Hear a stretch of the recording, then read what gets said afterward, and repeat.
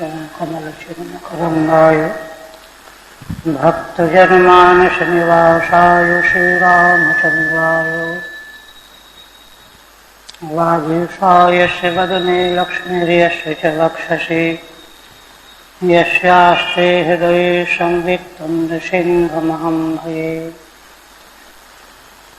विश्वसर्गविसर्गादि नवलक्षणलक्षितम् श्रीकृष्णाख्यं परं धाम जगद्धाम नमामि तत्।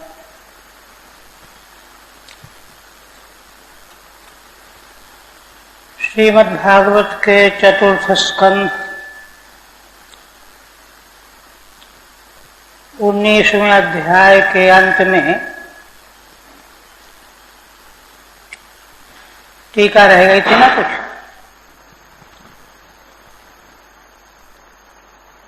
श्री ब्रह्मा जी प्रकट होकर के महाराज पृथु को संबोधित कर रहे हैं। पहले तो ऋतुजों ने मंत्र के बल पर यज्ञ के अश्व को नुकसान पहुंचाने वाले इंद्र का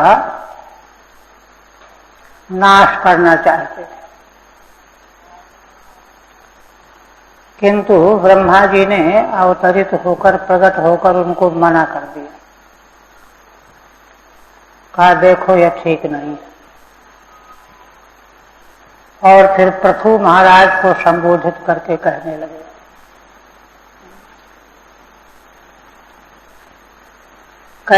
कि देखो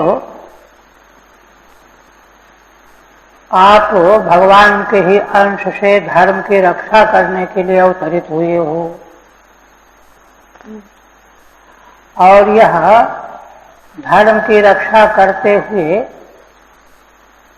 अश्वहरण के प्रसंग में इंद्र ने पाखंड का प्रचार कर दिया और सारा संसार उसकी ओर झुकने लगा, आकृष्ट हो रहा।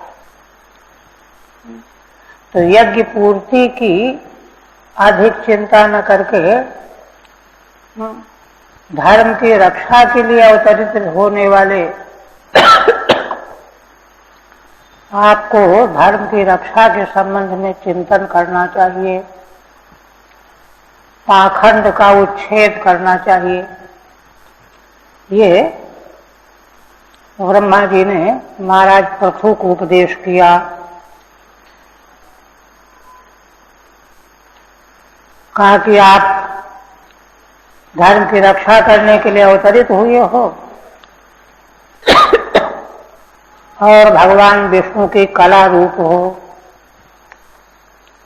सत्वं विमर्श्यास्य भवं प्रजापते संकल्पनम विश्वसजां पिपीप्रहि ऐन्द्रीं च मायामुपधर्म मातरं प्रचंड पाकंड पथम प्रभोजहि।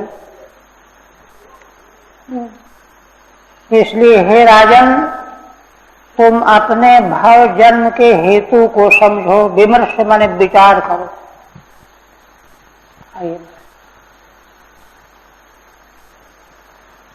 और विश्व सृजान, विश्व की रचना करने वाले, रक्षा करने वाले ऋषियों ने वेन के शरीर का मंथन करके पहले पाप दूर किया निषाद के रूप में, फिर आपके शरीर का मंथन करके प्राकट्य किया ऋषियों ने। तो क्यों किया? इसीलिए किया कि आप धर्म की रक्षा करेंगे। इसलिए विश्व स्रष्टा ऋषियों के संकल्प की आप रक्षा कीजिए, पूर्ण कीजिए। जो चाह करके उन्होंने आपको प्रकट किया है, उनकी इच्छा को पूर्ण कीजिए। कैसे पूरी होगी उनकी इच्छा? तो ऐन्द्रीं च मायामुपधर्म मातरम, इंद्र के द्वारा फैलाई गई माया, कपट, उपधर्म मातरम। उपधर्म माने उपधर्म अधर्म ही है, धर्माभास। उपधर्म माने अधर्म की जननी। इंद्र ने जो माया फैलाई लाल कपड़े पहन करके, खोपड़ी लेकर के 2 तरह से रूप बनाया ना। 2 बार अश्वधारण करने के समय इंद्र ने 2 प्रकार के रूप बनाए, तो वे सब इंद्रिय माया का रूप हैं। उपधर्म रूप जो अधर्म है उसकी जननी है यह माया, और इसी के द्वारा पाखंड पथ, प्रचंड पाखंड पथम प्रभो जहि, यह प्रचंड पाखंड पथ है। इसको हे प्रभो, इसको आप दूर करो, नष्ट करो, खत्म करो। देखिए, पाखंड का अर्थ होता है, पाखंड की परिभाषा मीमांसकों ने की है, वेद विरुद्धत्वम पाखंडत्व। वेद विरुद्ध आचार सब पाखंड का आचार है, और उसमें भी यह प्रचंड पाखंड का मार्ग है। इसको समाप्त करो, नहीं तो इसके लालच में सारा संसार इसके पीछे पड़ जाएगा, बह जाएगा, और धर्म का लोप हो जाएगा, नाश हो जाएगा, संसार का नाश हो जाएगा। ठीक है।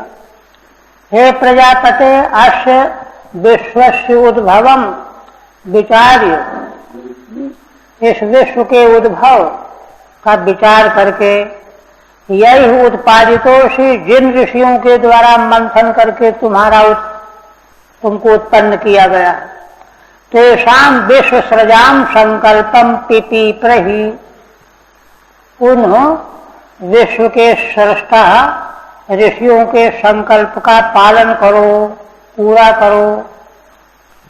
पिपीप्रहि को श्रीधर स्वामी कहते आर्ष प्रयोग है, क्योंकि पूर्ण अर्थ में है परिपालन पूर्ण योग, किंतु यहाँ पर इस लकार का प्रयोग जो लोप लकार का किया गया है वह आर्ष प्रयोग है। पूरा इत्यर्थ। प्रचंडो यह पाखंडम मार्ग, बड़ा प्रचंड जो पाखंड का मार्ग है। शैव इंद्रिय माया, यही इंद्र के द्वारा प्रकट की गई माया है। उपधर्म की जननी, उपधर्म माने धर्माभास, उसकी जननी है। काम जही, इसको नष्ट कर दो, संसार में इसको पनपने मत दो। मैत्रेय जी कहते हैं, इत्थम सर्वलोक गुरुणा समाधिष्ठो विषामपति तथा च कृत्वा वात्सल्यम मघूनापि च संदधे। मैत्रेय जी कहते हैं कि लोक के गुरु ब्रह्मा जी के द्वारा जब यह आदेश दिया गया महाराज पृथु को, है ना, समादिष्ट है विषामपति पृथु, तथा च कृत्वा वात्सल्यम, तब उन्होंने जो आज्ञा, आप जो आज्ञा दे रहे हैं वही मैं करूंगा। सौम्य यज्ञ का संकल्प ही छोड़ दिया महाराज ने, कह दिया था ना कि 99 ही रहने दो, सौम्य यज्ञ की चिंता न करो। तथा च कृत्वा वात्सल्यम मघूनापि च संदधे, और इंद्र के साथ में पृथु महाराज ने संधि भी कर ली, मेल मुलाकात कर ली, गले मिले, आगे भी आएगा। मघूनापि च संदधे, ठीक है। तथा च कृत्वा यज्ञाग्रहम हित्वा, जैसा ब्रह्मा जी ने आदेश दिया महाराज ने वही किया। क्या किया? यज्ञ का आग्रह छोड़ दिया। नहीं तो ये था कि भाई अंतिम यज्ञ भी पूरा होना ही चाहिए, चाहे इंद्र का वध करना पड़े। किंतु ब्रह्मा जी की आज्ञा मान करके महाराज ने सौम्य यज्ञ की पूर्ति का आग्रह छोड़ दिया। वात्सल्यम स्नेहम कृत्वा इंद्रानुषा संधानम च कृतवान, और वात्सल्य प्रेम भाव बना करके इंद्र के साथ संधि कर लिया। हम आप एक ही हैं, कोई और नहीं है। कृता अवभत स्नानायो पृथ्वी भूरि दक्षिणे कर्मणे वरांगदुष्टे वरदा ये तद्बर्हिष तर्पिता। इसके बाद 100वें यज्ञ का आग्रह जब छोड़ दिया महाराज ने तो यज्ञ पूरा मान लिया गया। अब अंतिम में अवभट स्नान हुआ। महान कर्म करने वाले पृथु महाराज ने अवभट स्नान किया। यज्ञांत स्नान होता है। उनको वरांगदुष्टे वरदा ये तद्बर्हिष तर्पिता। उस यज्ञ में जिनको तृप्त किया था महाराज पृथु ने, वे तृप्त होकर के महाराज को वरदान देने लगे।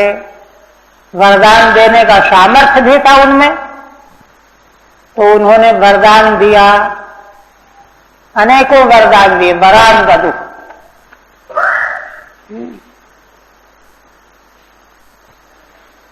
है ना। कृतम अवभट संबंध स्नानम येन, अवभट संबंधी स्नान जिन्होंने कर लिया है, स तस्मई, उन महाराज पृथु को तृप्त हुए देवताओं ने अनेकों वरदान दिए। विप्रा सत्याशिषस्तुष्टा श्रद्धया लब्ध दक्षिणा आशिषो यूजु क्षत्त आदिराजाय सत्कृता। मैत्रेय जी क्षत्त संबोधन है विदुर जी के लिए। हे विदुर जी, ब्राह्मण लोग जो थे उस यज्ञ में, है ना, श्रद्धा पूर्वक जिनको दक्षिणा दी गई थी महाराज के द्वारा, तो वे अत्यंत संतुष्ट होकर के आशीर्वाद देने लगे। और आशीर्वाद लोग केवल सुना देते हैं, लेकिन ऐसे नहीं, सत्याशिषा, जो मुंह से निकले वह होके ही रहे। श्रेष्ठ ब्राह्मण थे ना। सत्याशिषा युजुः, आशिष युजु क्षत आदि राजा सत्कृता।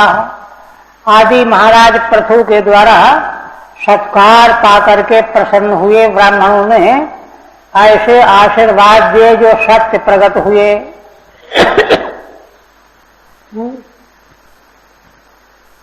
टीका नहीं है इसमें।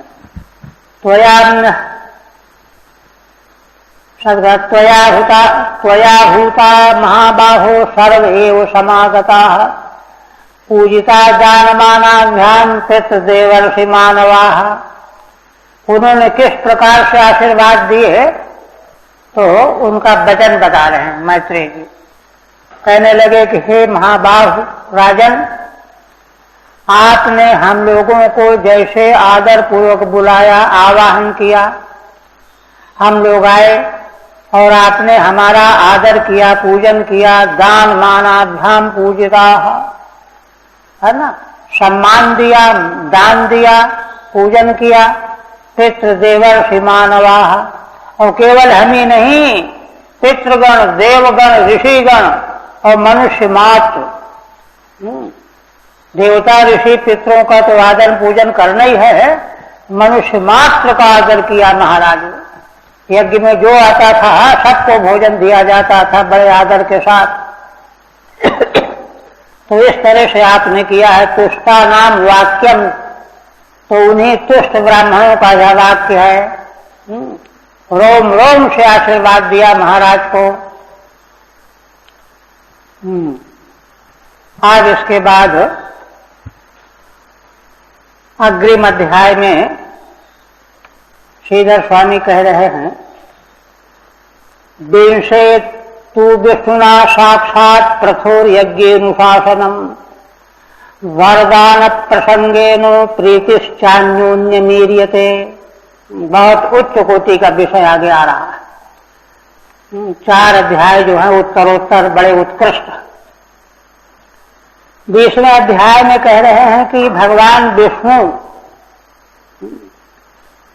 साक्षात प्रथोर यज्ञ अनुशासनम, महाराज पृथु के यज्ञ में प्रकट होकर के महाराज को अनुशासित करेंगे, उपदेश करेंगे। और उनको वरदान मांगने को कहेंगे। जो वरदान मांगेंगे वरदान दे देंगे, अनुशासित करेंगे, शिक्षित करेंगे। वरदान मांगने के लिए कहेंगे, वरदान मांगने पर वरदान दे देंगे।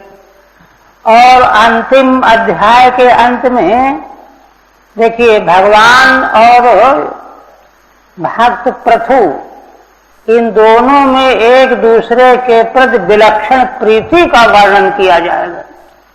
प्रीतिश्चान्य निमीर्यते, माने भगवान पृथु जी के प्रति कितने प्रसन्न हैं, और पृथु जी तो भगवान के प्रति प्रसन्न थे ही। माने भक्त तो गदगद होता ही है भगवान का दर्शन पा करके, किंतु ऐसा उदाहरण जल्दी नहीं मिलेगा कि भगवान भी पृथु से बड़े प्रसन्न हुए। आगे वर्णन आएगा कि वे जाने की इच्छा करके भी जा नहीं पा रहे। पृथु के प्रति इतना प्रेम बढ़ गया है भगवान के अंतःकरण में कि विलंब हो रहा है। नहीं तो अन्यत्र सर्वत्र भगवान अनुग्रह करके और तुरंत अंतर्ध्यान हो गए, लेकिन यहां ऐसा नहीं। शब्दतः कहा गया है कि भगवान जानबूझ करके ऐसे प्रिय भक्त को छोड़ने का मन नहीं कर रहा भगवान को, ये बात ऐसी प्रीति। तो ऐसी प्रीति भगवान के मन में जागृत हो जाए, यही तो भक्ति की पराकाष्ठा है। ऐसा विषय आ रहा। आप कहते हैं मैत्रेयी उवाच भगवानपि वैकुंठः साकं भगवता विभु यज्ञैर्यज्ञपतिस्तुष्टो यज्ञभुक्तमभाषत। घटनाक्रम बहुत संक्षिप्त, श्री मैत्रेय जी ने तुरंत एक श्लोक में बात उपस्थित कर दी। क्या? ब्रह्मा जी तो उपदेश दे करके, उनको आदेश दे करके निवृत्त हो गए। इधर भगवान अपि वैकुंठ साकं भगवता विभु, विभु व्यापक भगवान इंद्र को साथ में लेकर के आ गए। यज्ञपति तुष्टो, भगवान कौन है? वैकुंठ भगवान यज्ञपति, यज्ञो वै विष्णु, यज्ञ के भोक्ता अधिदैव। क्यों आ गए? भगवान महाराज पृथु के यज्ञानुष्ठान से बड़े संतुष्ट हुए। यज्ञ तुष्टा, देखिए ये वैदिक यज्ञ याग आदि जब बड़ी ईमानदारी सच्चाई से लगन से किए जाते हैं तो भगवान संतुष्ट हो जाते। तो इनके यज्ञानुष्ठान से भगवान संतुष्ट हो गए। कौन भगवान है? ये यज्ञ भोक्त, यज्ञ के साक्षात भोक्ता हैं। वे भगवान साक्षात प्रकट हो, और प्रकट होकर के महाराज पृथु को उपदेश करने लगे। तम प्रथम आभाषक, पृथु से बोले। भगवता साकं इंद्रेण सह वर्तमान, इंद्र के साथ भगवान प्रकट हो गए, आ गए यज्ञ प्रकरण में। श्री भगवान क्या कह रहे हैं पृथु की ओर? एषते आकार्षेद भंगम हयमेध शतस्य समापयत आत्मानम अमुष्यक्षन्तुमर्हसि। भगवान कहते हैं कि हे राजन, एषः इंद्रः हयमेध शतस्य, तुमने 100 अश्वमेध यज्ञ का संकल्प लिया था। 100 अश्वमेध के संकल्प लेने वाले तुम हो। तुम्हारे यज्ञ का इस इंद्र ने गड़बड़ कर दिया। ऐसा ते यज्ञ भंगम अकार्षित, किंतु मेरे कहने से तुम इंद्र को क्षमा कर दो। क्षमापयत आत्मानम अमुष्य क्षन्तुमर्हसि। कहते हैं कि देखो, इंद्र भी तुम्हारा ही स्वरूप है, इसको अपना ही स्वरूप समझ करके तुम क्षमा करने योग्य हो। अमुष्य क्षंतुमर्हसि, इस इंद्र को हे राजन तुम क्षमा करने योग्य हो, क्योंकि यह कोई और नहीं है, यह भी तुम्हारी आत्मा ही है। देखिए ब्रह्मा जी ने पीछे क्या कहा था कि तुम दोनों यज्ञपति भगवान के ही विग्रह हो, इंद्र और पृथु, ब्रह्मा जी ने कहा था। अब भगवान यहां क्या कह रहे हैं कि ये तुम्हारी ही आत्मा है, जो तुम हो वही ये है, इसलिए अपनी आत्मा से कोई अपराध बन जाए तो कोई अपनी आत्मा को दंड थोड़े देता है, ये कह रहे हैं।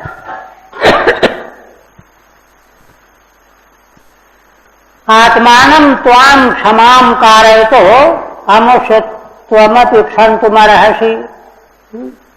श्रीधर स्वामी कहते हैं कि ये इंद्र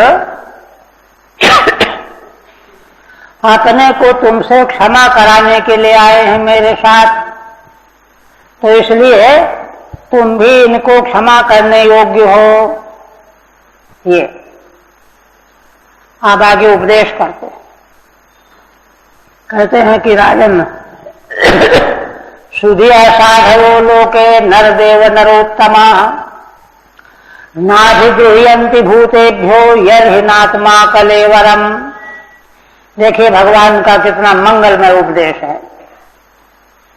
हे राजन, हे नरदेव, सुधिया उत्तम बुद्धि वाले विवेकी, दूसरे साधु पुरुष, सज्जन पुरुष, है ना, तीसरे नरोत्तमा, जो उत्तम मनुष्य हैं, तीन तरह के मनुष्य।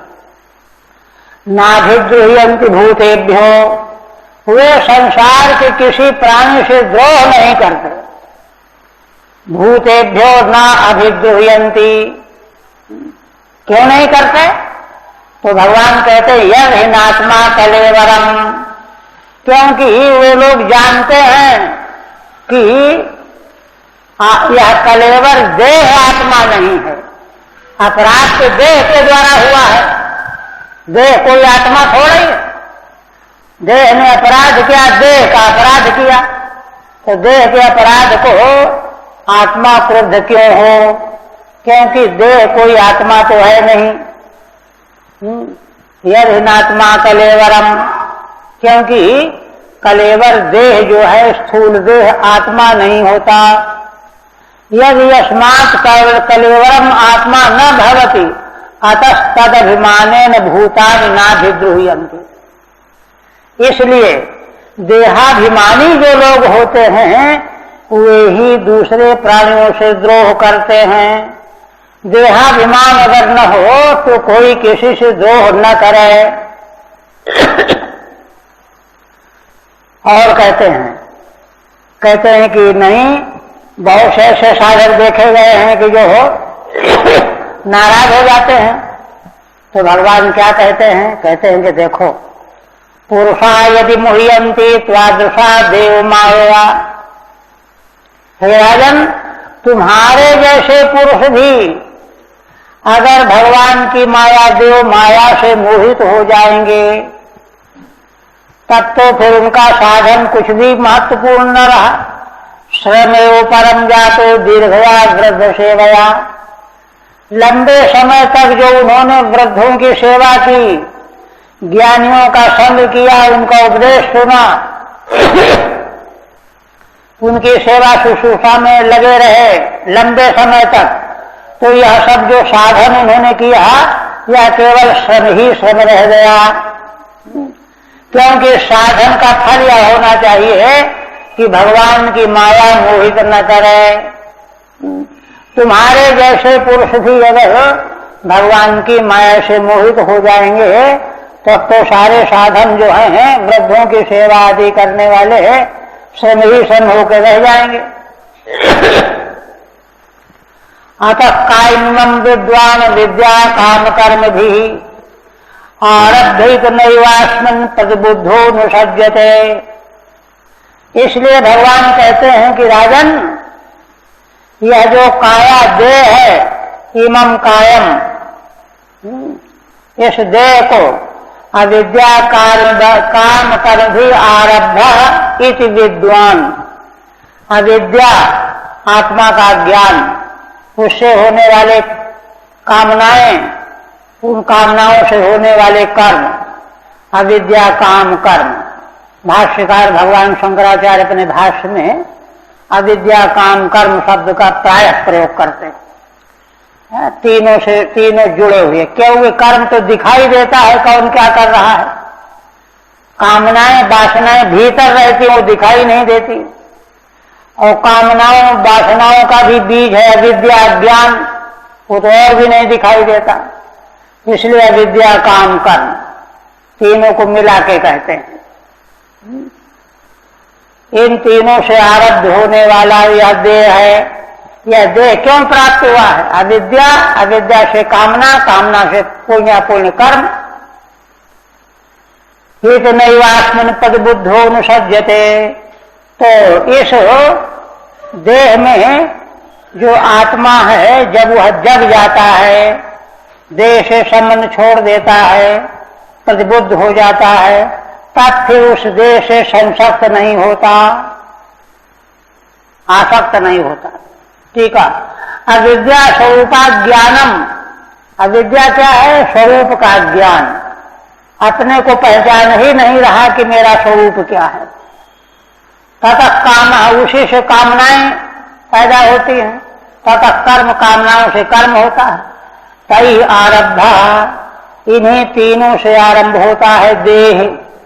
इति विद्वान, इस रहस्य को जानने वाला विद्वान। आतो प्रतिबुद्धा, जब जान जाता है तो जग जाता है, नहीं जानता तो अज्ञान में सोया पड़ा रहता है। आत्मज्ञो अस्मिन् नैवानुसज्जते, वह आत्मज्ञ फिर इस देह में संसक्त नहीं होता।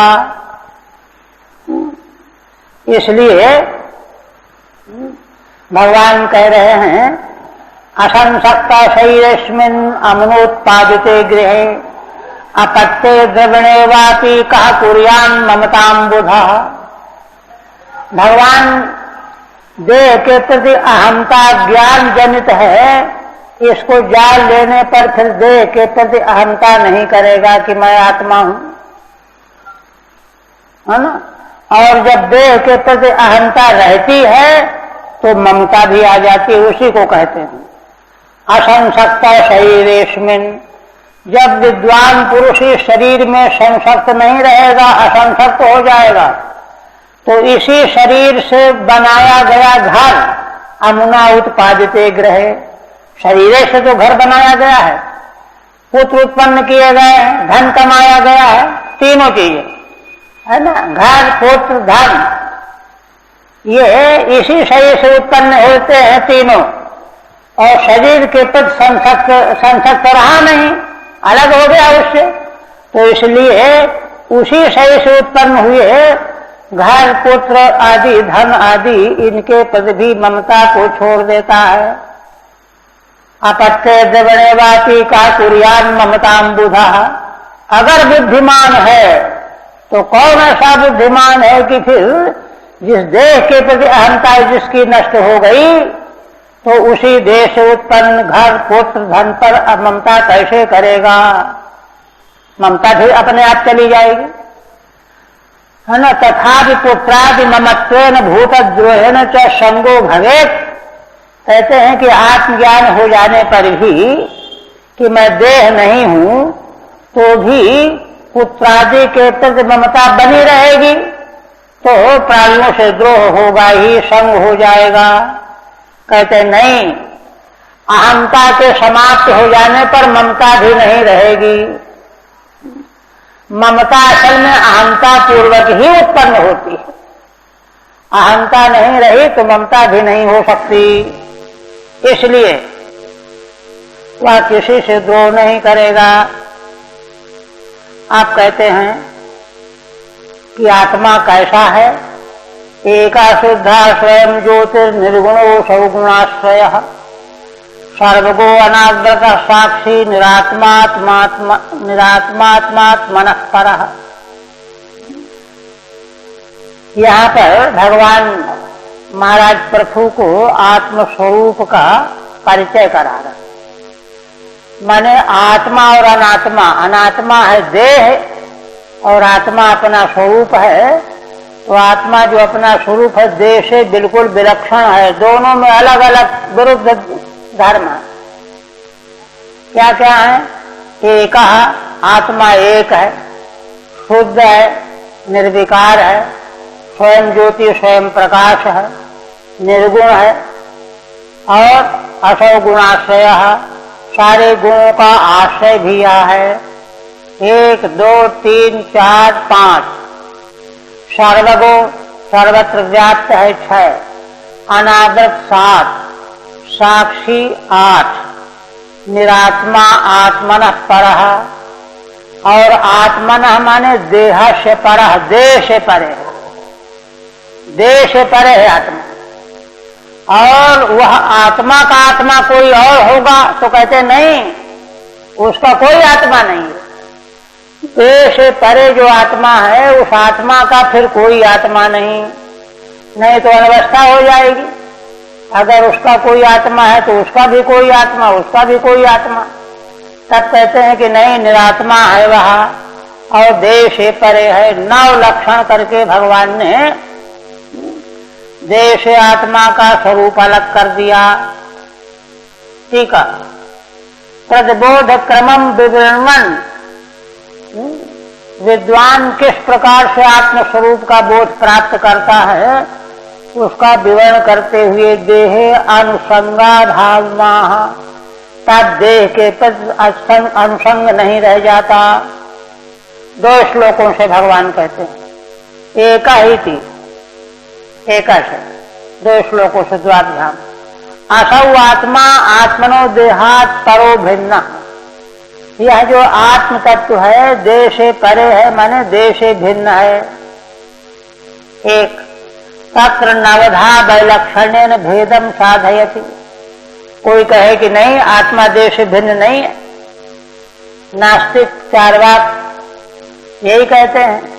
जैसे कांटेदार गुलाब के पेड़ में फूल पैदा हो जाता है, ऐसे पंचभूत से रचित, चाहे 4 भूत से रचित आकाश को भूत ही नहीं मानते, उससे उसी में चेतना पैदा हो जाती है, कोई अलग चीज ही नहीं है आत्मा चेतना।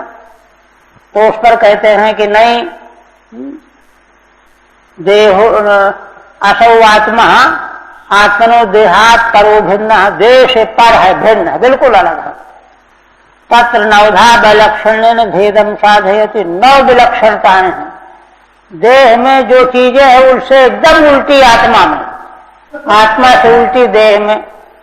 एक 9 भी पदई, 9 पदों के द्वारा क्या क्या है देखो। देहो ही बाल युवाद भेदात अनेका, देह बाल अवस्था में और तरह का, युवावस्था में और तरह का, वृद्धावस्था में और तरह का, तो देह तो अनेक हो गया। वही देवदत्त तो है, जो बालक था वो युवा हुआ, वृद्ध हो गया, तो देह में अनेकता आ गई।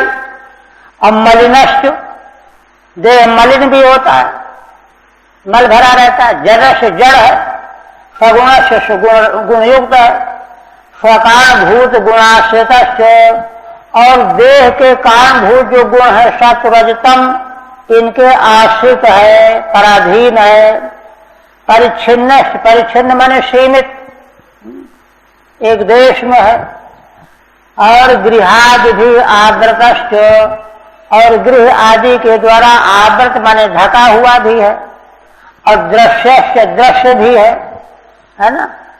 और 7वां तो, और यह देह इसको प्रकाशित करने वाला आत्मा, इससे अलग कोई है। ये 9 चीजें देह में हैं, भेद से लेकर के, भेद, अनेकता, मालिन्य, जड़ता, सगुण, आश्रितत्व, परिच्छिन्नत्व, आवृतत्व, दृश्यत्व, 7मत्व, 9। और ये 9 चीजें आत्मा में नहीं है। आत्मा तो नैवम अतो भिन्न, आत्मा अनेक नहीं, वो तो एक है। आत्मा मलिन नहीं, वो तो शुद्ध है। आत्मा जड़ नहीं, वह तो चेतन है। सब 9 से अलग होगा। या एवं संतमात्मानम आत्मस्थं वेद पुरुषः नाज्यते प्रकृतिस्थोपि तद्गुणैषा मयि स्थितः। श्री भगवान कहते हैं कि हे राजन, जो कोई मनुष्य एवं संतम आत्मानम, है ना, आत्मस्वरूप हमारा ऐसा ही है, यह कहाँ है? हमारे शरीर के भीतर स्थित है। आत्मस्थम एवं संतम आत्मानम, यह एवं वेद, जो पुरुष इसको जान लेता है, यह जानना बड़ा मूल्यवान है। नाज्यते प्रकृतिस्थोपि, वह प्रकृति में स्थित रहते हुए भी संसक्त नहीं होता। तद्गुणैषा मयि स्थितः, तद्गुणै माने प्रकृति के गुणों से कभी संसक्त नहीं होता। ऐसा जो पुरुष है वह मुझ में स्थित होता है, वह मुझ में स्थित होता है। तीसरे स्कंद में उद्धव जी के संबंध में भगवान ने यही बात कही। तीसरे स्कंद के चतुर्थ अध्याय में सुखदेव जी से प्रश्न किया महाराज परीक्षित ने कि क्यों भगवान सारे यदुवंशियों का संहार हो गया साप के प्रभाव से, यहां तक कि भगवान ने भी अपना शरीर नहीं रखा, अपने धाम चले गए, उद्धव जी क्यों बचे रह गए? इनमें क्या खूबी थी? तो इसका उत्तर दिया सुखदेव जी, कहा कि देखो, भगवान जब पृथ्वी लोक छोड़ने का संकल्प करने लगे तो विचार किया कि सारा ज्ञान विज्ञान मेरे साथ ही चला जाएगा, अब संसार में रह क्या जाएगा? धर्म की स्थापना जिन लोगों में कर दी है, चलो रक्षा करते रहेंगे, क्या करना चाहिए इसके लिए? तो विचार किया कि उद्धव मुझसे कम नहीं है, नोद्धव मुझसे न्यून नहीं है, न मन न्यूनम। क्यों? कारण क्या है? नार्जितो गुणै ही, क्या है शब्द वहां? क्योंकि गुणों से, प्रकृति के गुणों से ये प्रभावित नहीं हुए। माया प्रकृति के गुणों से, बाकी सारा संसार माया के गुणों से रगड़ा मर्दित किया जा रहा है। उद्धव ऐसे नहीं है, इसलिए मद विषय ज्ञान ये सुरक्षित रखेंगे। तो भगवान में स्थिति किसकी होती है? ऐसा जो आत्मनिष्ठ होता है। नाज्यते प्रकृतिस्थोपि, वह प्रकृति में स्थित रहते हुए भी तद्गुणैः न आज्यते सा मयि स्थितः, तब समझना चाहिए कि यह मुझ परमेश्वर में स्थित हो गया। ठीक है, आत्मस्थम स्वस्मिन् स्थितम, आत्मा में स्थित है, अपने में स्वरूप में। प्रकृतिस्थोपि देहस्थोपि, देह रूप प्रकृति में यद्यपि स्थित है किंतु तद विकार न लिप्यते, देह के विकारों से लिप्त नहीं होता। यथा सा मयि ब्रह्मण स्थितः, क्योंकि वह परमार्थतः मुझ परमेश्वर में स्थित हो गया है। आज इसके बाद कहते हैं, अब आकांक्षा होती है कि ये तो बहुत मूल्यवान परमार्थ की बात है, किंतु यह किसको प्राप्त होगी? इस पर भगवान कहते हैं कि देखो, यह धर्मिण माम नित्यम निराशी श्रद्धयान्वितः भजते शनकैस्तस्यो मनोराजन प्रसीदति। भगवान कहते हैं कि हे राजन, जो मनुष्य अपने धर्म के अनुसार आचरण करता हुआ श्रद्धान्विता निराशी मेरा भजन करता है, और कहते हैं कि मेरा भजन कैसे करता है? अपने धर्म का आचरण करते हुए, और उस धर्म के आचरण से कोई संकल्प नहीं करता, निराशी रहता है, श्रद्धा पूर्वक धर्म का पालन करता हुआ कोई आशा कोई कामना न करना ही भगवान की पूजा आराधना है। भजते शनकस्तस्यो मनोराजन प्रसीदति। ऐसे साधक का हे राजन मन प्रसन्न हो जाता है, उसके अनुकूल हो जाता है। ठीक है, इयम अवस्था कस्य उत्पद्यते इत्यपेक्षायामाह। पीछे भगवान ने जो आत्मनिष्ठा की अवस्था का उपदेश किया वह किसको प्राप्त हो सकती है, उस पर कहा या सधर्मेन्द्र चतुर्भि। 4 श्लोकों से किसको आत्मस्थिति प्राप्त होती या भगवान बता रहे हैं। सबसे पहला तो अपने धर्म में स्थित रहना चाहिए। परित्यक्त गुण सम्यक दर्शनो विशदाशय शांति में समवस्थानम ब्रह्म कैवल्यमश्नुते। फिर भगवान कहते हैं सारे गुणों को त्याग चुका है, सम्यक दर्शन में प्रविष्ट है। विशदाशय जिसका अंतःकरण बड़ा विशाल हो गया है, सर्वांग भाव की ओर बढ़ गया है। शांति में समवस्थानम, और शांति प्राप्त कर लिया है। शांति कब प्राप्त होती है? मुझ परमेश्वर में सम्यक प्रकार से अवस्थान ही शांति प्राप्त कराने का मार्ग है। और ब्रह्म कैवल्यमश्नुते, ऐसा जो साधक है सम्यक दर्शन वाला, विशद आशय वाला, परित्यक्त गुण वाला और शांत, वह मुझ कैवल्य ब्रह्म में स्थित हो जाता है। टीका भवतु मन प्रसन्नम ततः किम। कहते हैं कि ठीक है मन प्रसीदति, आप कहते हो तो मन प्रसन्न हो जाए, उससे क्या मिलेगा? तब कहते हैं यह ही विशदाशय, मन प्रसन्न होने पर ही विशदाशय होगा। तदा परित्यक्त गुण सन, और तब प्रकृति के माया के संसार के गुणों का वह त्याग कर पावेगा, है ना। और विशदाशय होने के लिए मन का प्रसन्न होना जरूरी है। और मन की प्रसन्नता असल में राग द्वेष जब तक समाप्त नहीं होगा तब तक मन प्रसन्न नहीं होगा। सन सम्यक दर्शनो भूत्वा शांतिमश्नुते, तब वह यथार्थ दर्शन का अनुभव करके शांति का भोग भोगता है।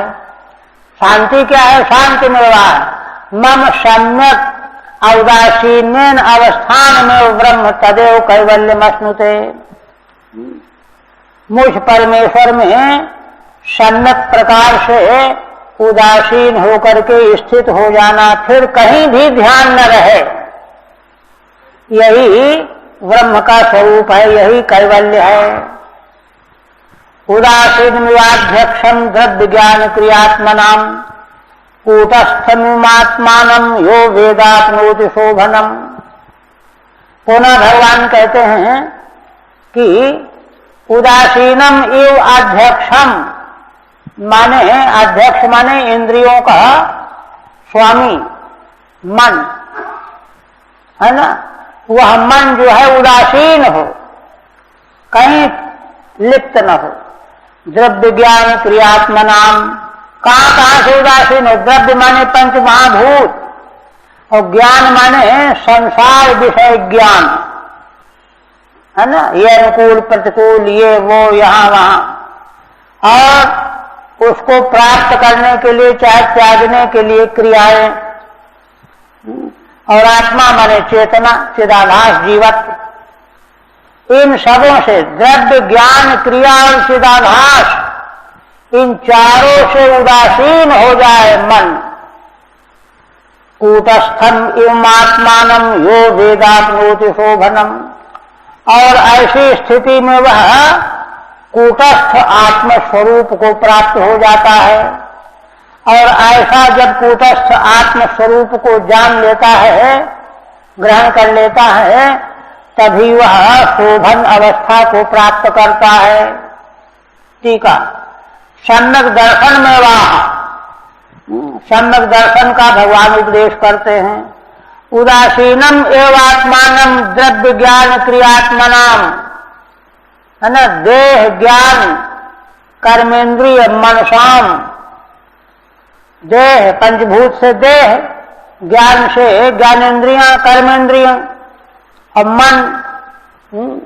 मन स्वाम अध्यक्ष माने जीवात्मा प्रकाशक इव स्थितम आत्मानम यो वेद, माने अपने ऐसे आत्म स्वरूप में स्थित है कि जिसका मन से, इंद्रियों से, देह से, किसी से कुछ भी संबंध नहीं है, उदासीन है।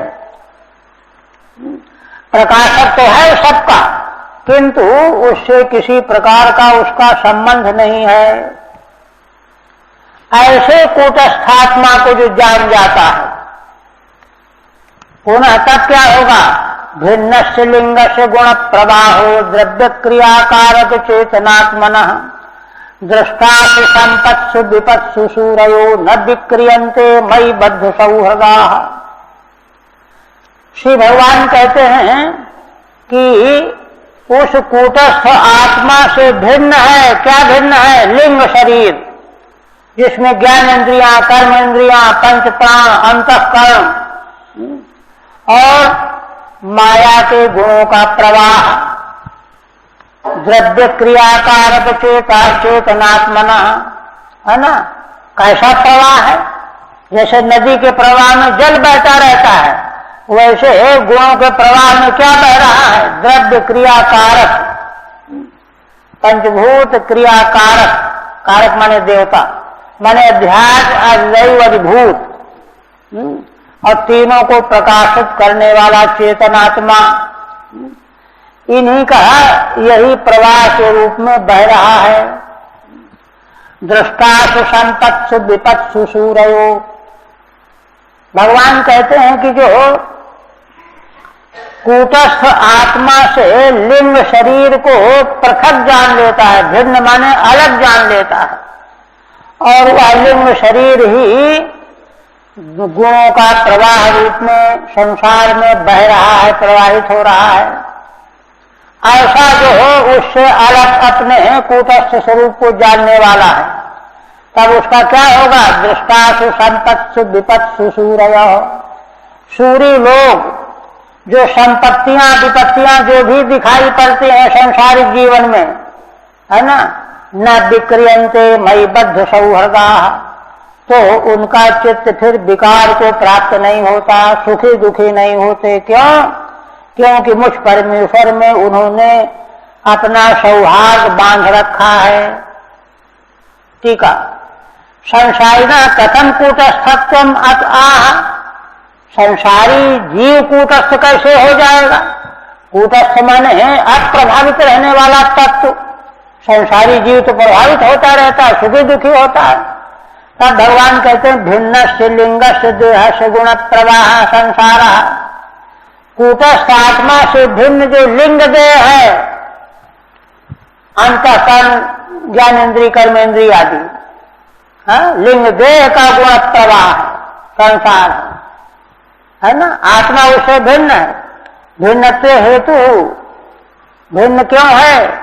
द्रव्याध्यात्मकस्य, क्योंकि लिंग देह जो है द्रव्याध्यात्मक है। द्रव्य माने पंचभूत, इंद्रियां, कारक देवता, चेतना, चिदाभास, एक रूप है वह लिंग शरीर। कूटस्थ आत्मा इन सबों से भिन्न है। यस्य तत्व चेतना चिदाभास, चेतना का चिदाभास वही जीवात्मा। अतो दृष्टासु प्राप्तासु हर्ष शोकादिभिर न विक्रियन्ते, इसलिए यह सारा परिवर्तन उथल पुथल लिंग शरीर के भीतर चलता रहता है। कूटस्थ आत्मा तो निर्विकार, नित्य, शुद्ध, बुद्ध, अलग बैठा रहता है, बना रहता है। सम समानोत्तम मध्यमाधम सुखे च दुखे च जितेन्द्रियाशय मयोपकृप्ताखिलोक संयुतो विधत्स वीराखिलोक रक्षणम। आप भगवान कहते हैं कि देखो राजन, तुमको हम सदाचार का मार्ग बता रहे हैं। समानोत्तम मध्यमाधम, उत्तम, मध्यम और अधम, तीन तरह के जीव प्राणी होते हैं। इनमें और समान भी होते हैं, 4 तरह के ले लो, समान, उत्तम, मध्यम, अधम, 4 तरह। जितना भी प्राणी समुदाय है 4 कोटि में आ जाएगा। इन चारों कोटियों में सम बने रहो। और दूसरा, सुखे च दुखे च, सुख और दुख में भी सम बने रहो। लेकिन ये समानता कब आएगी? जितेंद्रियाशय, जब इंद्रियां और आशय, अंतःकरण, मन, इनको जीत लोगे। मनोनिग्रह और जितेंद्रिय हुए बिना ये समानता नहीं आवेगी। तो तुम जो है मन, आशय और इंद्रियों को पर विजय प्राप्त करके तब चारों कोटियों में समान, सुख दुख में समान रहना सीखो। मयोपकृता खिल लोक संयुतो विघत्स वीराखिल लोक रक्षणम। देखो, दूसरी बात भगवान कहते हैं कि यह तो अपनी स्थिति बनाओ ऐसी। दूसरा, क्रिया क्या करो? मयोपकृता खिल लोक संयुतो, मेरे ही द्वारा तुमको साधन दिए गए हैं। मंत्रिमंडल है, सेना है, खजाना है, इससे संयुक्त होकर के हे वीर संबोधन है पृथ्वी के लिए। अखिल लोक रक्षणम विधत्सो, सारे भूमंडल की रक्षा करो। जो जो साधन तुमको प्राप्त हैं वे मेरे द्वारा प्राप्त हुए हैं, भगवत दत्त समझो और समान रहते हुए सारे भूमंडल के प्राणियों की रक्षा करो। ये भगवान का आज उपदेश है। ठीक है, त्वं च सूरी ही, हे राजन तुम सूरी हो, अतः सुखे दुखे च समासन, इसलिए सुख दुख में समान रहते हुए। और समाना उत्तम मध्यमाधमा यस्य, तुम्हारे लिए उत्तम मध्यम अधम ये भी सब समान है। ऐसे हो, ऐसे तुम हो, ऐसे बनना नहीं, अभी हो ही। जितानिंद्रियाणि आशयश्चयेन, क्यों ऐसे हो? क्योंकि तुम जितेंद्रिय हो और मनोनिग्रही हो, है ना। इंद्रियां और आशय को तुम जीते हुए हो। सात्वम अखिल लोक रक्षणम विधत्सो, इसका मतलब हुआ कि सारे संसार के प्राणियों की रक्षा जितेंद्रिय और मनोनिग्रही शासक कर सकता है। अगर वह लंपट है तो उससे प्रजा को कभी सुख मिलने वाला नहीं। ये और कहते हैं सात्वम अखिल लोक रक्षणम विधत्सो, कथम एकेन मया रक्षणम कर्तुम शक्यम। तो कोई कहे कि अरे मैं तो अकेला हूं, मैं अकेले कैसे रक्षा कर लूंगा? तो कहते हैं कि मया ईश्वरेण उपकृता संपादिता, मुझ ईश्वर ने तुम्हारे लिए सारी सामग्री उपस्थित कर दिया है। ये अखिला लोका अमात्यादय मंत्री हैं, कोष है, नौकर चाकर हैं, कई संयुता है, उन सबों से युक्त हो करके। और असल में जितेंद्रिय और मनोनिग्रही हुए बिना ना तो सूरी बनेगा और न ये सब जो उसको प्राप्त हुए हैं ये उसके अनुकूल भी नहीं रहेंगे, ये सब गड़बड़ कर देंगे। श्रेय प्रजापालन राज्यो यत्सांतरायु सुकृतात् षष्ठमांसम हर्तान्यथा हितपुण्य प्रजानाम आरक्षिता कर आरूढ़मत्ति। कहते हैं कि कोई शंका करे कि अरे अगर लोग की रक्षा में हम मन लगाएंगे तो दुष्टों को हमको दंड देना पड़ेगा, हिंसा होगी, ये तो ठीक नहीं है। इससे भगवान हम तो तप करेंगे, लोक रक्षा का काम हमको मत सौंपो। तो उस पर कहते हैं कि देखो हम जो बता रहे हैं सावधानी से सुनो, यही तुम्हारा तप है। इसको छोड़ करके तप करने जाओगे तो इंद्रद्युम्न की तरह से सत्य हो जाओगे। अगस्त्य ने शाप दे दिया। अपने राज सिंहासन पर उत्तराधिकारी को राज सौंपे बिना ही छोड़ के चले आए। अगस्त ने साफ दे दिया, अशिक्षित है ये। पर धर्म को ग्रहण कर लिया, अपने धर्म को छोड़ करके पर धर्म को ग्रहण कर लिया। इसका धर्म वही था, वही भगवान कह रहे हैं। श्रेय प्रजा पालन में राज्य, राजा का प्रजा का पालन करना ही श्रेय का मार्ग है। तपस्या उपस्या की बात मत सोचो। यत्साम्पराय सुकृतात् षष्ठमंशम, क्योंकि वह पुण्य प्रजा पाल्य पुण्य के द्वारा छठा अंश उसको प्रजा के द्वारा मिल जाता है। षष्ठमंशम परलोक के लिए मिल जाता है। हर्तान्यथा हृत पुण्य प्रजा नाम, और यदि वह प्रजा का पालन नहीं करता, केवल देखने का राजा बना हुआ है, तो क्या है, फिर प्रजा उसी के पुण्य को छीन लेती है, उसका पुण्य खत्म हो जाता है, प्रजा के पास चला जाता है। अरक्षता कर हारूभमत्ति, क्योंकि प्रजा का रक्षा कर नहीं करने वाला राजा और टैक्स लेता रहता है तो पाप भोग करने वाला हो जाता है। अघमत्ति, वो तो अपराध।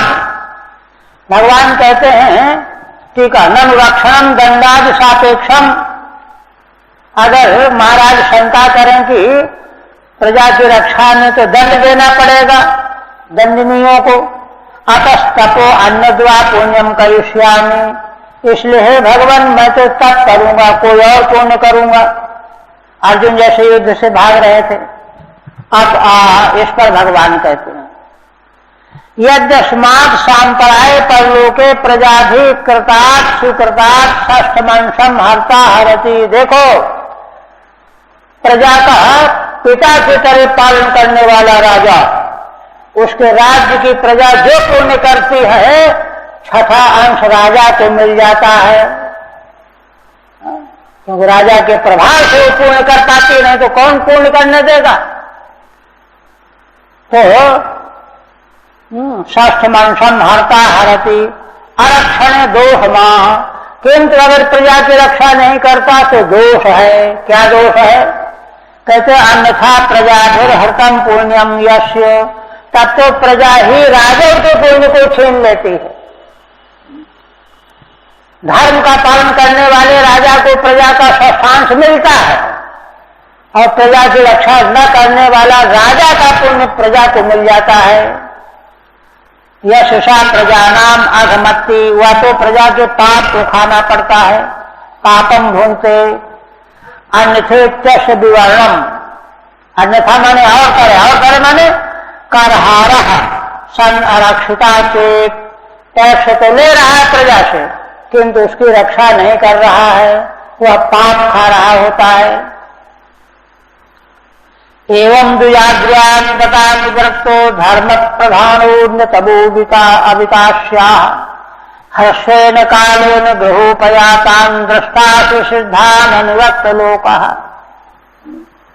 भगवान तो सर्वज्ञ हैं, जानते हैं कि महाराज पृथु अंदर से सूर्य है, ये भगवत तत्व में ही डूब जाना चाहते हैं, किंतु यह संसार की रक्षा का काम बड़ा कठिन काम है, कड़ा काम है। तब भगवान उनको संतुष्ट करने के लिए क्या कहते हैं? कहते हैं कि देखो राजन, एवं द्विजाग्र्यान मतानुवृत्त, देखिए ये चिंतन करने लायक वचन है। भगवान कहते हैं द्विजों में अग्र्य महान तपस्वी वेदज्ञ ब्राह्मण, उनकी आज्ञा लेकर के वे जैसा कहें, उनकी अनुमति लेकर के अनुवर्त धर्म प्रधानों, उनका अनुवर्तन करने वाले हो, धर्म की प्रधानता वाले हो। अन्यतमो विता अविताश्या, उन्हीं में से धर्म की प्रधानता वाले होकर के तुम सर्वश्रेष्ठ धर्म के रक्षक होकर के प्रजा की पालन करने वाले हो जाओगे, जैसा मैं कहता हूं। देखिए भगवान यहां पर मनगढ़ंत इंद्रद्युम्न जैसे गलती है। मनगढ़ंत जो है साधन अपना लेना, साध्य को ठीक से जाना चाहे नहीं जाना, माने बल्कि कह दिया जाए कि साध्य को भी ठीक से नहीं जाना। साध्य को ठीक से जानने का मतलब साधन के सहित ठीक से जाना।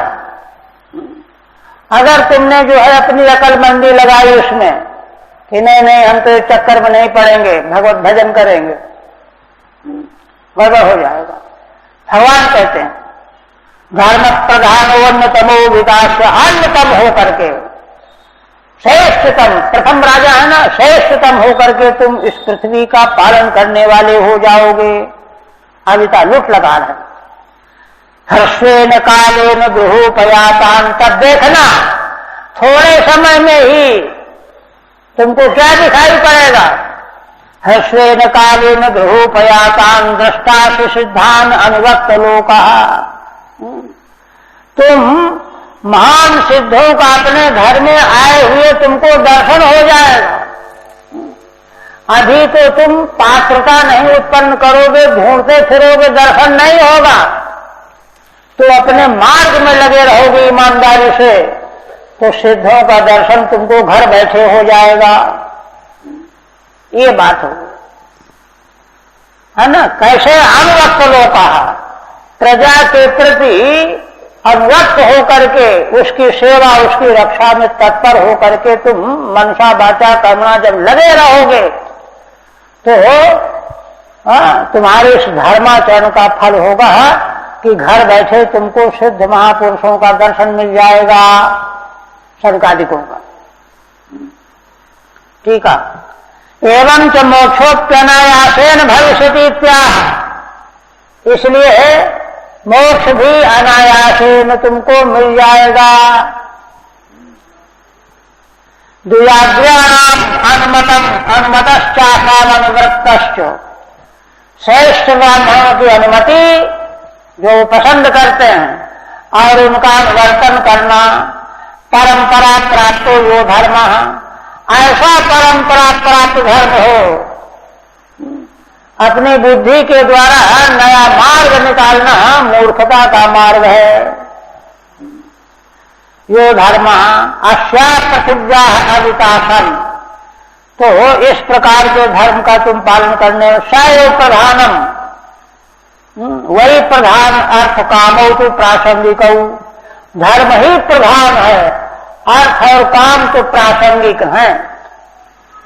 धर्म का धर्म प्रधान, यश अन्यतमो अतिशयन अन्य, तुम जो है तुम सबों से अन्यों से सबसे अतिशय हो जाओगे, तुम्हारे समान कोई संसार में नहीं रह जाएगा साधकों, अतिशय हो जाओगे, है ना।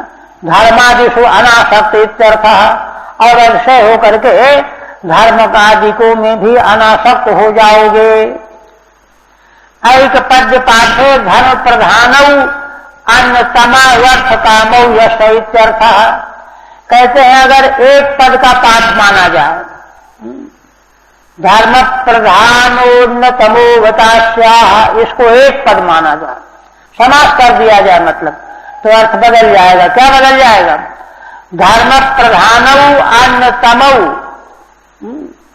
धर्म प्रधानौ अन्यतमौ अर्थ कामौ यश, माने जिसके लिए धर्म की प्रधानता है और अर्थ और काम जिसके है उससे अलग हैं।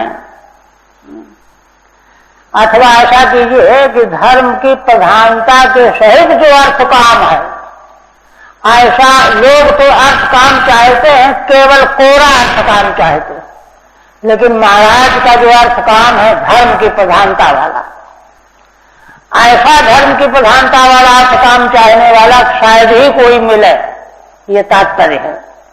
इसलिए तुम अन्यतम हो जाओगे। अस्या पृथिव्या अविकासन, इस पृथ्वी के पालन करने वाले होगे। अल्पेन कालेन गृहागतान शनकादीन द्रक्षसी, थोड़े समय में ही तुम्हारे घर में आए हुए शनकादिकों का तुम दर्शन करोगे। अनुरक्तो लोको यस्मिन् सह, तुम्हारे इस प्रकार के शासन से सारा संसार तुम्हारे अनुरक्त हो जाएगा।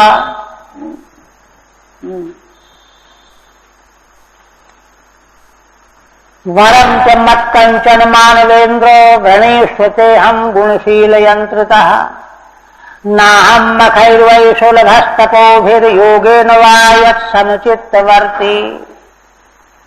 अंत में भगवान ने देखिए अनुशासन किया। श्रीधर स्वामी ने प्रतीक में बताया ना कि यज्ञपति भगवान का महाराज पृथु का अनुशासन यहां तक हुआ। अब वरदान देने के लिए कहते हैं कि वरदान मांग लो। फिर महाराज वरदान मांगेंगे, वरदान दे देंगे। वरम च मत्कंचन मानवेन्द्र, हे मानवेन्द्र, हे राजन, कोई भी वरदान मुझसे मांग लो। ते हम गुणशील यंत्रतः, हम अपने से तुमको कह रहे हैं। क्यों? तुम्हारे गुण और शील से हम यंत्रित हो गए हैं, माने प्रसन्न हो गए हैं, पराधीन हो गए हैं, माने तुम्हारे गुणशील से हम प्रभावित हो गए हैं, भगवान कह रहे हैं। तो कहते हैं कि अच्छा, और भी तो लोग यज्ञ करने वाले हुए हैं। कहते हैं देखो, नाहम मखैर्वै सुलभस्तपो भी, दूसरे लोग जो कोरे यज्ञ करने वाले हैं अथवा तप करने वाले हैं अथवा योग करने वाले हैं, यज्ञ तप और योग, ये कोरे कोरे करने वाले जो हैं वह जो है उनसे मैं इतनी जल्दी प्रसन्न नहीं होता हूं। भगवान कहते हैं कि मेरी प्रसन्नता का कारण है शील, गुण और शील। तुम्हारे गुण और शील ऐसे हैं कि मैं बहुत प्रसन्न हो गया हूं। कोई व्यक्ति मख यज्ञ करे, तप करे, योग करे, लेकिन शील न हो, है ना, शील जिस तरह के गुण में निवास करता हो, गुण न हो, शील न हो, तो मैं जल्दी प्राप्त नहीं होता। यह कब आता है? वह यत् समचित्त वर्ती, समान चित्त का चित्त से बर्ताव करने वाला हो। सबसे बड़ी बात ये है, संसार के जीव मात्र के प्रति समान चित्त रखने वाला हो। भले यज्ञ कम कर ले, तब कम करे, किंतु चित्त जित वृत्ति जो है समान रखने वाला हो। महाराज की क्या महिमा थी, जैसे ही ब्रह्मा कहा तो मारने को तैयार थे इंद्र को, किंतु उनको ध्यान आया ब्रह्मा जी ठीक कह रहे हैं। फिर भगवान ने वही उपदेश किया, इंद्र को लेकर के भी तो उपदेश किया भगवान ने। ये तो वो लोग हैं जो शरीर को आत्मा मानते हैं। अगर तुमने भी शरीर को ही आत्मा माना तो तुम्हारा सारा श्रम व्यर्थ गया, साधुओं की सेवा व्यर्थ गई। तो भगवान के उपदेशों को, ब्रह्मा जी के संकेत को महाराज ने अंतःकरण से स्वीकार कर लिया। ये समचित्त वर्तता है। देखिए वहां ये नहीं है कि चलो ये बड़े हैं, पितामह हैं, गहरे हैं तो मान लो इनकी बात, ये नहीं। वह तत्व ज्ञान पूर्वक मानना है, उस तत्व में निष्ठा बन जाए, यथार्थ कह रहे हैं भगवान। यज्ञपति भगवान यथार्थ कह रहे हैं। आत्मा तो कूटस्थ है, उसका तो किसी संबंध ही नहीं है। क्या राग द्वेष? इस तरह का चित्त बन जाए, ऐसे चित्त वाले गुण वाले व्यक्ति के प्रति मैं गुणशील यंत्रिता, गुणशील से मैं यंत्रित हो जाता हूं। इसलिए देखिए साधन का असल में हम लोगों को सारा जोर इसी में लगाना चाहिए कि कहीं भी हमारे भीतर विषमता न घुस जाए, किसी भी तरह की। साधन का जोर इसी में देना है, तब बात बनेगी। ये प्रसंग इसी दृष्टि से यहां पर प्रस्तुत किए गए हैं। टीका, मत मत्तः सकाशात् किंचित वरम वृणीष्व, अब तुम मुझसे कुछ वरदान मांग लो। गुणा समादय, समाधि गुण और शील। शील क्या है? निर्मत सरत्वादि स्वभाव, निर्मत सर। इंद्र को एकदम गले मिल रहे, भेंट कर दिया, आलिंगन कर लिया इंद्र को। आगे आएगा, इंद्र तो उनके माने लज्जित होकर के पैर छू रहे हैं, आगे आएगा। पैर छूने को झुके। पृथु घबरा गए, क्यों? गले अहंकारी आदमी तो सोचा अच्छा आया है चक्कर में, छूने दो पैर, मगर नहीं, देवराज इंद्र पैर नीचे हाथ किया, वो चरण छूने जा पकड़ लिया, गले से लगा लिया। जब तक तत्व ज्ञान नहीं आएगा तब तक इस प्रकार का स्वभाव बनता नहीं। निर्मल सत्वादि स्वभाव तैर हम पर्यंत्र तो वशीकृता, इन्हीं समाधि और निर्मल सरत्वादि स्वभाव के मैं वश में हो जाता हूं। यंत्रता वशी करता है, वश में हो जाता है।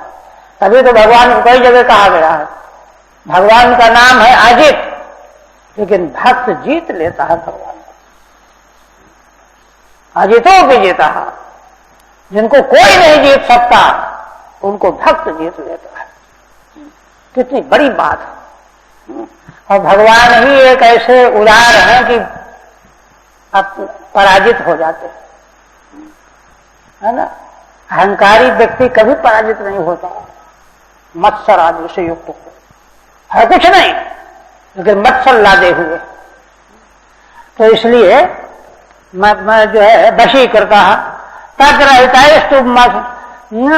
मखाद फिर नाहम सुलभा, अगर शील नहीं है, निर्मत्सर स्वभाव नहीं है, समाधि नहीं है, केवल यज्ञ कर रहा है, तप कर रहा है, तो मैं सुलभ नहीं होता हूं। ये चीजें ग्रहण करने की।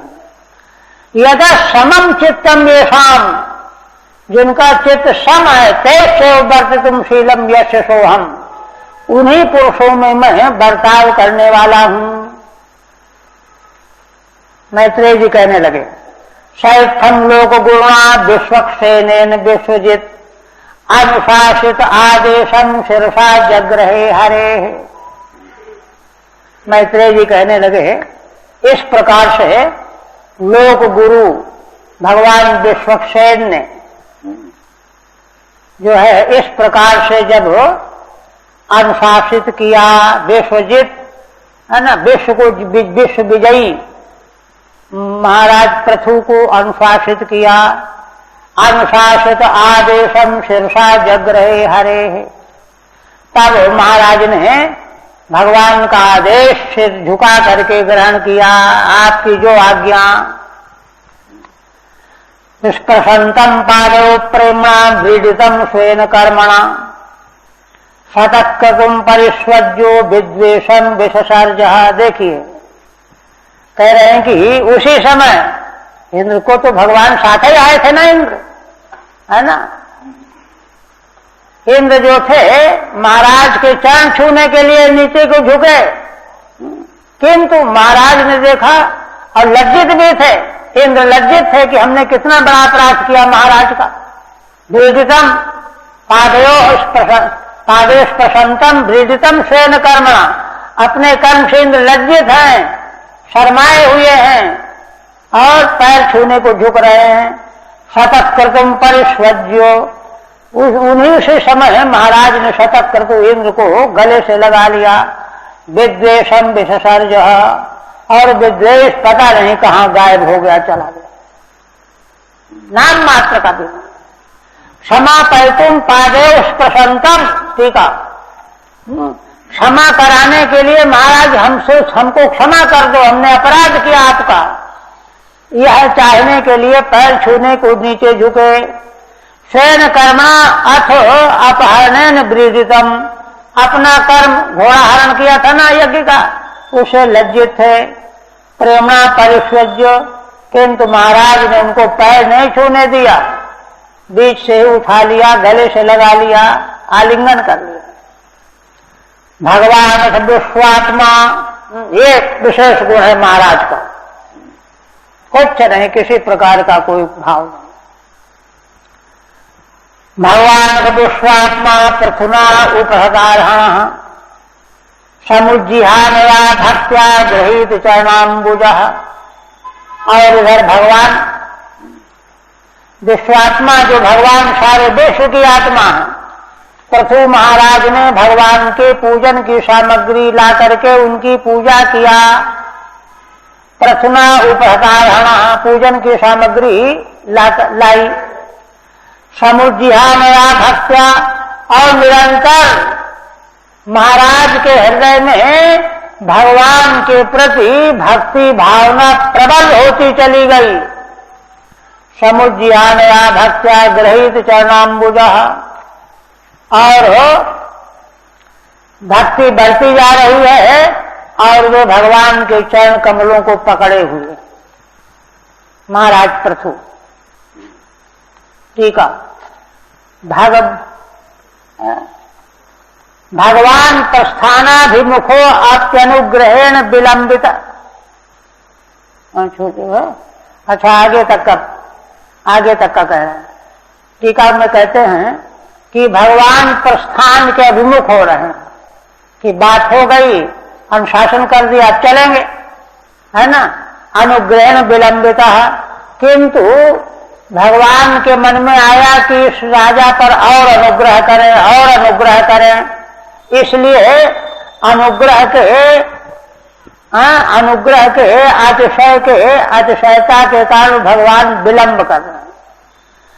न प्रतस्थित, चल नहीं पड़े, थोड़ी देर और इसके पास रहें, थोड़ी देर और इसके पास रहें, ये करना। प्राणम न कर्तवानी देवरन्वय, दोनों श्लोकों को एक साथ अन्वय। कथम भूता है, कैसे भगवान। उपहृतम अर्पितम अर्हणम यशमय, जिन भगवान को महाराज के द्वारा पूजन की सामग्री अर्पण कर दी गई है, ऐसे भगवान। समुज्जिहानया समुद्गच्छन्त्या वर्धमानया भक्त्या, और जिन महाराज के हृदय में भगवान के प्रति निरंतर भक्ति बढ़ती जा रही है, उसी भक्ति के द्वारा जिनके चरण कमल ग्रहण कर रखे हैं, चरणाम्बुजे यस्यु, ऐसे। अब आगे दोनों श्लोकों का एक साथ में सीधा स्वामी ने ले लिया है। प्रस्थानाभिमुखोपेनम अनुग्रह विलंबिता, ये पंक्ति है। भगवान प्रस्थान के अभिमुख तो हो रहे हैं कि अब चलना है, अब हो गया काम, किंतु अनुग्रह विलंबिता, महाराज पर और अनुग्रह करूं इसलिए विलंब हो रहा, मिनट 2-4 मिनट विलंबिता। पश्यन् पदपलाशाक्षो न प्रतस्थे सुहृत् सदाम, जिन भगवान के पद पलाश के समान नेत्र हैं वे भगवान, और दूसरा विशेषण है सुहृत् सताम, सत्पुरुषों के भगवान सुहृद माने हितैषी हैं। ऐसे भगवान महाराज पृथ्वी पर और अनुग्रह करूं, इस भावना से बड़ी देर विलंब कर रहे थे, विलंब कर हो गया। अनुग्रह करके तृप्त नहीं हुए भगवान, अतृप्त बने रह गए। ठीक है, पद पलाश व दक्षिणी यश, पद पलाश के समान जिनके नेत्र हैं, तथा भूता सन एनम प्रथुम पश्यन्, ऐसे पृथु महाराज को देखते हुए विलंब कर बैठे। और इधर महाराज ने क्या किया, सा आदिराजो रजितांचलि हरिम विलोकितुम ना सकदस्सुलोचना, न किंचनोवाच सवास विक्लवो हृदोपगुह्यामुमधावस्थिता। कहते हैं कि वे महाराज आदि राजा जो भगवान के सामने हाथ जोड़े हैं, रचितांजलि ही, नेत्रों से प्रेम के अश्रु बह रहे हैं, और अश्रु धारा के बहने से भगवान को ठीक से देख नहीं पा रहे हैं। हरिम विलोकितुम ना सकत, भगवान को ठीक से देख नहीं सके। क्यों? अश्रुलोचना, क्योंकि महाराज के नेत्रों में अश्रु बह रहे हैं। अश्रु बहने में नेत्र से दिखाई नहीं देता। न किंचनोवाच, देखिए दो दशाओं का वर्णन कर रहे हैं। नेत्रों से अश्रु बहते रहने के कारण भगवान को ठीक से देख नहीं पा रहे, हाथ जोड़े खड़े हैं। और दूसरी बात, अत्यंत गदगद होने से वाणी जो है स्खलित हो गई। न किंचनोवाच सदास विक्लव, है ना, अश्रुधारा नेत्रों से अश्रु बहने से इतनी विकल हो गए महाराज, वाणी से बोला नहीं गया, नेत्रों से भगवान स्वरूप दिखाई नहीं पड़ा, वाणी से बोला नहीं गया। हृदयोपगुह्यानुधावस्थित, केवल मात्र भगवान के चरणों को हृदय से लगा लिया महाराज ने और खड़े होकर के उनकी स्तुति करने लगे। एक और अथाउमज्या शुक्ला विलोकयन अतृप्त द्रग्गोचरमाह पूर्वम पदास्प्रशंतम क्षितिमंश उन्नते विन्यस्त हस्ताग्र मुरंग विद्विषा। मैत्रेय जी कहते हैं कि इसके अनंतर ये तो उनकी दशा वर्णन किया 21वें में, किंतु इसके बाद बड़े परिश्रम से महाराज ने अपने अश्रुओं को रोक पोछा। अमृज अश्रुकला, अश्रु की धारा जो बह रही थी उसको रोका, हाथों से पोछा। विलोकयन न तृप्त द्रग्गोचरा गोचर महापूर्वम, और भगवान को नेत्र जब अश्रु धारा पूछ गई तो भगवान का दर्शन भी होने लगा, दृग्गोचर हो गए, और दृग्गोचर होकर के आप भगवान से प्रार्थना करने लगे। पदास्प्रशंतम, भगवान से प्रार्थना करने जा रहे हैं और उधर भगवान की हालत क्या है? पदास्प्रशंतम क्षितिमंश उन्नते, भगवान अपने चरणों से पृथ्वी को छुए हुए हैं, जबकि देवताओं के चरण पृथ्वी का स्पर्श नहीं करते, किंतु भगवान एक तरह से महाराज पृथु के वात्सल्य प्रेम में भूल गए कि हम देवता हैं।